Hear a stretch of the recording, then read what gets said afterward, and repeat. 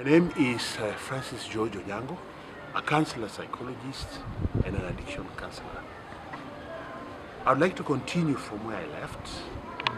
Sometimes we tend to forget about our psychological well-being or self, and we forget to handle issues that can trigger conditions in us.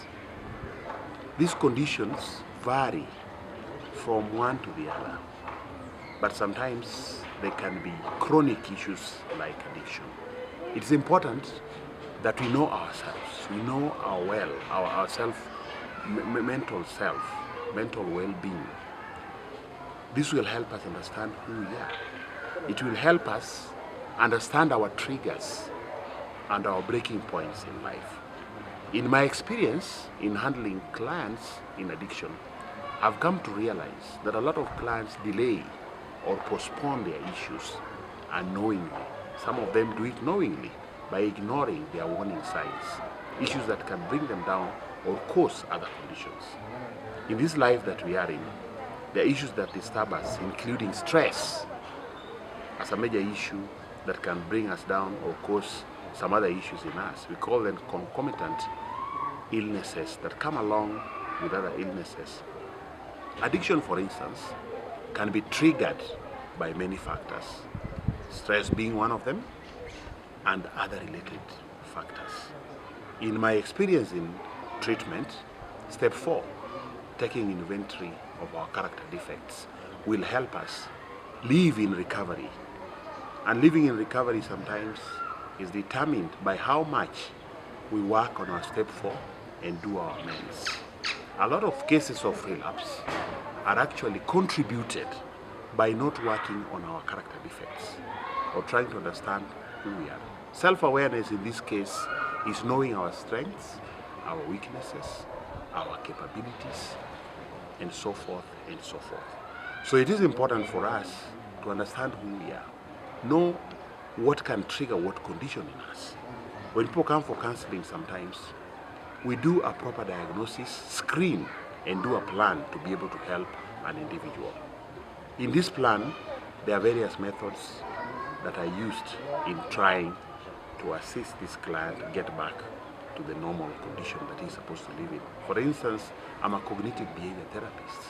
I try to use different methods in a collected way in my treatment plan to be able to help a client. It is important, therefore, to understand that when you are sick, your neighbor is sick, the society is sick, and as people who live together sometimes as social beings, we become a nuisance to the other people, and especially the significant others. They even become more sicker than us. In our language, you say co-dependency.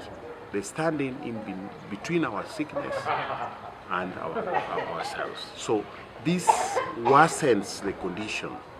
And when a client comes to me and he's in that condition, then I employ other ways which may be more expensive, time-consuming, and involving. But of course, in treatment of addiction, we involve families so as to have a successful treatment outcome. When somebody has undergone these processes sometimes, when somebody lapses, which of course we don't anticipate, although addiction is a lapsing disease, we realize that few things were not worked on.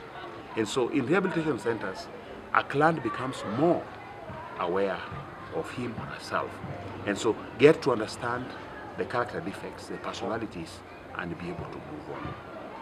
If these warning signs are arrested before or understood before, it becomes very easy for somebody to be helped.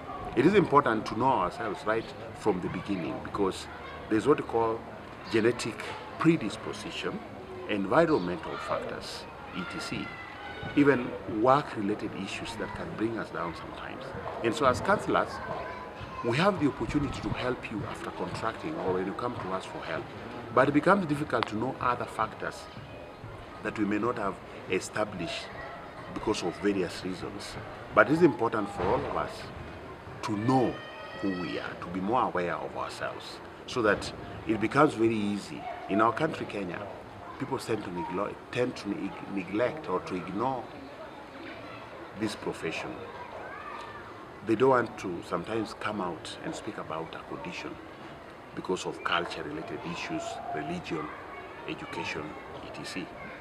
But now I'm appealing to everyone today as a counselor, look into yourselves and be able to know who you are, be able to become more aware of yourself before you're even assisted by a counselor or a psychologist. It is important that you know your triggers, your breaking points. And in that way, we'll be able to be healthy. In mental health, it is important to become more aware and more healthy. It's good to become salubrious, or psychologically salubrious, or to feel healthy about your situation. Because if you go to the hospital today and you are treated of a disease and psychologically you are suffering, I don't think you'll heal well. You need to heal psychologically and even physically. I'll continue in the next topic. Thank you very much.